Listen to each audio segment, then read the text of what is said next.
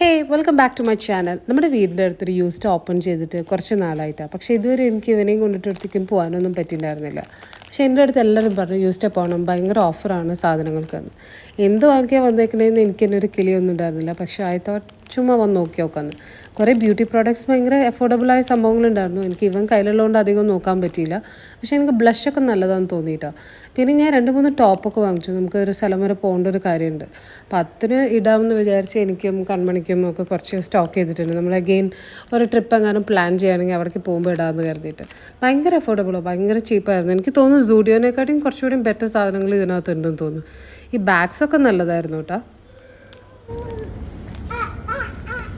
ഇവൻ അവിടെ അവൻ്റേതായൊരു ടൈം എടുത്ത് ഇങ്ങനെ നടക്കുമായിരുന്നു. എനിക്ക് തോന്നുന്നു സൂഡിയോ പോലെ അധികം ആളുകൾ അറിഞ്ഞിട്ടില്ല എന്ന് തോന്നുന്നു യൂസ്ഡ് വന്നത്.